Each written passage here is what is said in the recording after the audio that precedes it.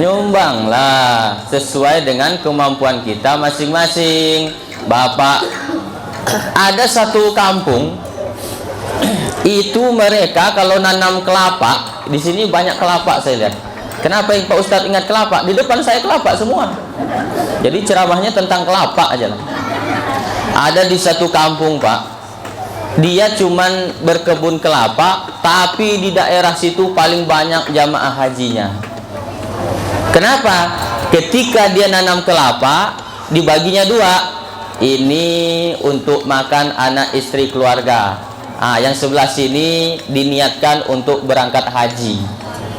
Tanam kelapa tuh berangkat haji, berangkat haji, berangkat haji. Niat udah dipasang, berangkat haji, berangkat haji. Ngasih pupuknya berangkat haji, berangkat haji. Nebasnya berangkat haji, berangkat haji. Berangkat dia Pak. Teman sebelahnya enggak berangkat haji. Kenapa? Niatnya enggaklah sama. Kalau yang sebelahnya kawin lagi, kawin lagi. Kawin dia. Jadi tergantung niatnya. Kalau nanti Bapak nanam kelapa untuk pembangun masjid, ini setengah untuk makan anak istri rumah, nafkah. Ini sebelah kiri kebun kelapa, semuanya untuk pembangunan masjid, pembangunan masjid, pembangunan masjid. Insya Allah itu jadi amal jariah Bapak Ibu. Nah, Ibu gitu juga, Bu, Ibu gitu juga, niatkan untuk bersedekah. Jangan cuma ditumpuk-tumpuk itu cincin. Coba yang punya cincin angkat tangannya. Ada? Wah, hari ini tidak dibawa sama dia. Coba nanti mau pergi undangan. 5 jari, 5 biji cincinnya. Jalannya pun udah gini. Mau pergi kondangan. Ibu mau kemana Bu? Kondangan. Ibu pakai perhiasan banyak-banyak begitu, mengundang kejahatan, mengundang perampok. Apa kata perampok? Wah, ibu itu banyak cincinnya, nanti kapan kata rumahnya sepi kita rampok rumahnya. Coba kalau ibu tidak ada perhiasan, perampok pun kasihan sama ibu. Ibu tidak punya perhiasan, enggak, ini hasil aku merampok, pakai aja. Bu, ibu, Bu, kalau besok lusa ibu mati, cincinnya banyak, mati, siapa yang melepasnya satu-satu? Nih, siapa yang makainya setelah itu? Bini mudanya. Kasihan.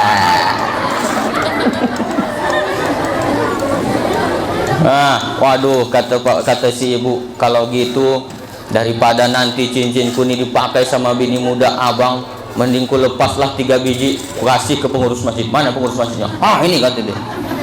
Itulah yang akan ibu bawa mati ke akhirat di hadapan Allah Subhanahu wa ta'ala.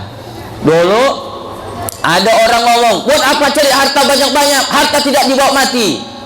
Mulai hari ini harus dirubah konsep mindset itu.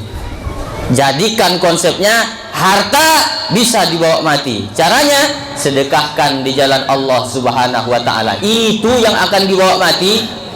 Betul? Bu, ibu, siap ibu nyumbang? Siap, sesuaikan dengan kemampuannya. Karena kalau ibu tumpuk-tumpuk harta dan tidak mau sedekah, ya tidak apa-apa, saya cuman cerita aja ini. Ada ibu-ibu itu kerjaannya cuma numpuk-numpuk cincin aja Pak. Dapat duit dari suami beli cincin, dapat duit gaji 13 beli cincin, dapat gaji awal bulan beli cincin. Pokoknya 5 jari 5 cincinnya. Mati, suaminya yang ngambilnya, dipakainya untuk modal nikah sekali lagi. Nikah dengan yang lebih muda. Istri mudanya yang makanya cantik ya Bang, kata dia. Ini siapa yang beli Bang? Adalah, kata dia. Padahal itu punya ibu dulu yang waktu hidup pelit, tidak mau bersedekah. Apa kata suaminya? Begitu ibu mati, kata dia, udah lama aku tunggu, baru hari ini doa aku terkabul, mati juga di akhirnya. Aduh, kata Pak Ustaz, kata ibu-ibu, nggak enak nih ceramah Pak Ustaz Hatoli. Giliran mati ibu aja. Oke, sekarang kita balik bapak yang mati. Bapak punya duit beli tanah, Bapak punya duit bikin rumah, Bapak punya duit beli mobil, Bapak punya duit beli motor. kebunnya banyak, rumahnya besar, mobilnya mewah, tapi lupa bersedekah. Begitu pagi-pagi sedang minum kopi, mati. Apa kata istrinya? Mobilmu ku ambil, tanahmu ku ambil, rumahmu ku ambil, untuk ku pakai kawin dengan brownies, brondong manis. Apalagi bini bapak masih muda, dipakai untuk kawin dengan brownies. Dia akan JJS, jalan-jalan sore. Wah, dipegangnya lah pinggang brownies itu. Abang, di mana, kata dia, Dek, kubur suamimu yang lama? Sana. Udah pakai kaki dan nunjuk kita. Enggak Pak Ustadz, istri saya cinta sama saya. Secinta-cintanya istri, maukah dia ikut ke kubur kalau kita mati? Ini saya cerita di kampung saya.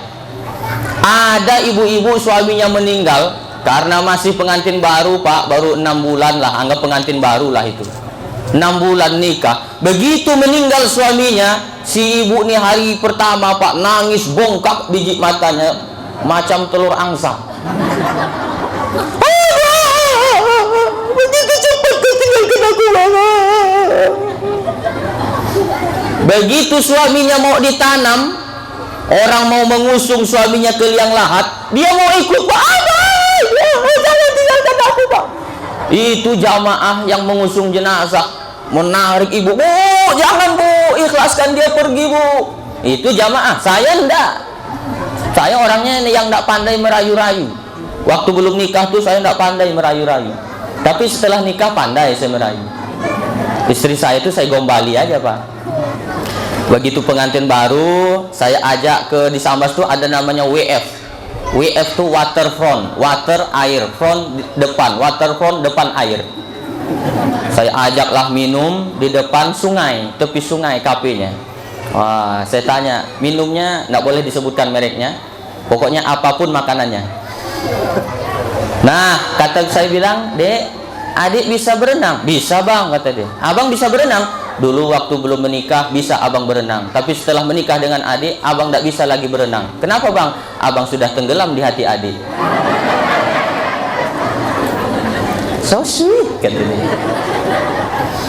Ini cerita si ibu tadi tuh, dia mau masuk, Pak, seakan tidak rela suaminya mau dikubur. Abang jangan tinggalkan aku, Pak. Ya masuk mau merayu, saya tidak. Kata saya, Bu, ibu mau masuk ke? Masuklah. Nggak mau dia, Pak.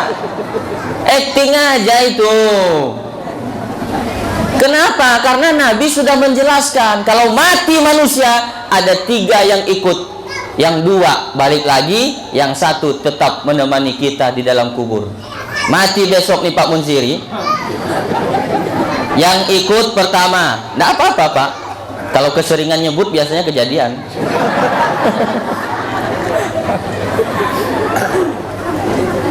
Kalau matilah besok Pak Munziri, yang ikut pertama apa? Harta. Harta kalau kita mati itu ikut, Pak. Mobilnya keluar, motornya keluar, duitnya keluar, tikar karpet keluar, gelas piring keluar. Tapi cuma nyampai di perkuburan, di pemakaman. Setelah itu mobilnya balik, motornya balik. Bahkan kalau ada tikar ketinggalan di makam, diambil orang, balik. Kaos kaki pun tidak boleh ikut ke dalam pemakaman. Ternyata harta yang siang malam kita cari, bahkan kadang sampai lupa kita sholat, ternyata kalau mati tidak dibawa, kecuali yang sudah disedekahkan. Yang kedua yang akan ikut, keluarga. Kalau kita mati dia akan ikut. Keponakan datang, cucu datang, anak datang, tetangga datang, kawan datang.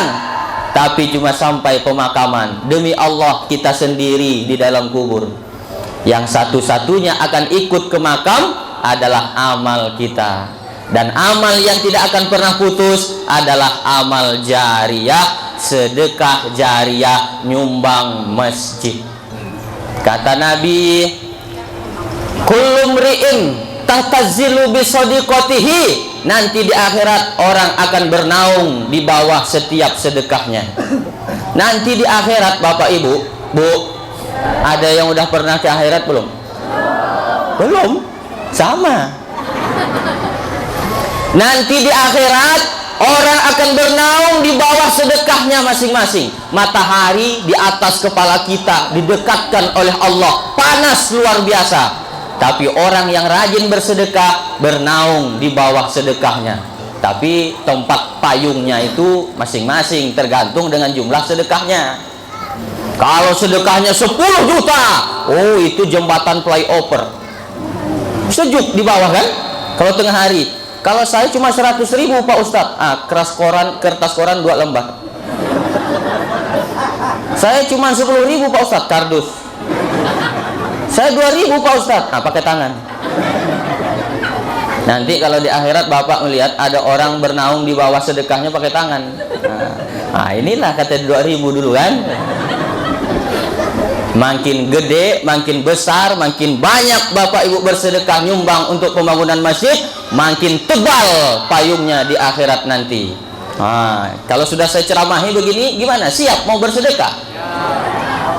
Gimana panitia? Kotak kardus? Siapkan, keluarkan. Mainkan. Mana panitia? Keluarkan kotak kardusnya 2. 1 untuk ibu-ibu, 1 untuk bapak-bapak. Kita nangguk aja hari ini. Tahu nangguk? Apa tuh namanya? Nyauk duit ya. Mana panitia? Kita keluarkan. Inilah yang akan bapak ibu bawa mati nanti menghadap Allah Subhanahu wa ta'ala. Tapi pengalaman saya ceramah dulu, sambil disiapkan kotaknya panitia. Pengalaman saya ceramah dulu, pernah bertemu dengan sebuah masjid yang selesai dibangun. Masjidnya sudah jadi, bagus, tapi WC-nya belum ada. Saya pun bingung, mau kencing susah. Untung ada 1 atap seng, jadi saya berlindung di balik atap seng. Kencinglah di situ, bawa gayung 1. Saya pun bingung, Pak Ketua Masjid, Pak DKM, ya, ini masjidnya sudah jadi, bagus, luar biasa, alhamdulillah. Kenapa WC-nya tidak ada? Itulah Pak Ustadz, kata dia, masyarakat tidak mau nyumbang bikin WC. Kenapa tidak mau? Itulah kata dia, gara-gara Ustadz ceramah. Apa ceramahnya? Katanya hadis riwayat Bukhari, Nabi mengatakan, man bana masjidan, siapa yang membangun masjid rumah Allah, banallahu mislahu baitan fil jannah, Allah akan bangunkan baginya rumah di surga. Bangun rumah Allah masjid, dibangunkan rumah di surga. Masyarakat nak mau nyumbang bikin WC. Kenapa? Takut cuma dapat WC. Nggak begitu pengertiannya. Masjid dengan WC itu kan satu kesatuan. Maka nanti WC-nya juga harus sama-sama membangunnya. Bersedekah untuk pembangunan WC jadi amal jariah. Setiap orang yang kencing, setiap orang yang berak di situ, ngalir pahalanya ke makam kita. Bukan airnya ya, pahalanya. Maka udah ada kotak kardusnya?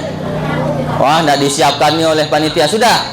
Ayo sambil kita minta duit, keluarkan duitnya masing-masing. Sedekah itu yang biar besar, yang penting ikhlas. Daripada kecil tidak ikhlas, bagus besar ikhlas, betul. Sambil kita bersolawat, sallallahu ala Muhammad, sallallahu alaihi wasallam, sallallahu ala Muhammad, sallallahu alaihi wasallam. Ya Nabi, salam alaika. Ya Rasul, salam alaika. Ya Habibi, salam alaika. Salawatullah alaika. Asyraqal badru fahtafat minhul buduru misla husnik mara'aina qattu ya wajhal sururi ya nabi salam alaika ya rasul salam alaika ya habib salam alaika salawatullah alaika anta syamsun anta badrun anta nurun fauqa nuri anta misbahu wa ghali anta misbahu suduri ya nabi salam alaika ya rasul salam alaika ya habib salam alaika salawatullah alaika lagi ya nabi salam alaika ya rasul salam alaika ya habib salam alaika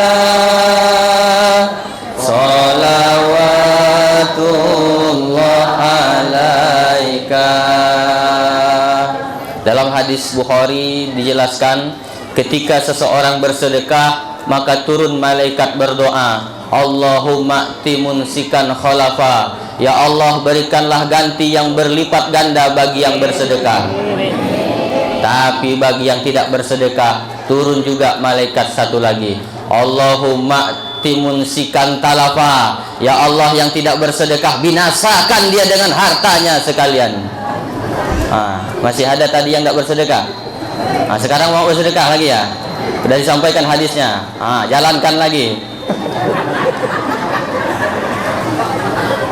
Yang pura-pura ini orang kalau ada Pak orang kotak lewat gitu minta sumbangan, orang tuh reaksinya responnya macam-macam. Ada yang masukan. Nah, itu respon pertama. Ada yang pura-pura tidur. Udah lewat karungnya, melewat gitu. Dia lupa karungnya ada 5. Ada yang pura-pura tidur. Yang ketiga nih ada yang pura-pura masukin, padahal ngambil dia. Ada juga, tapi tidak terjadi di masjid ini. Mudah-mudahan semuanya bersedekah dibalas berlipat ganda oleh Allah Subhanahu wa taala. Amin ya rabbal alamin. Kenapa ibu bapak rupanya banyak yang sedih setelah bersedekah? Inilah kalau udah cerita duit nih, sedih saya Pak Ustaz, kata dia. Kenapa bapak sedih? Tadi mau saya masukkan tuh 10.000, terus rupanya 100.000 Pak Ustaz. Warna 10.000 dengan 100.000 kan mirip-mirip itu Pak.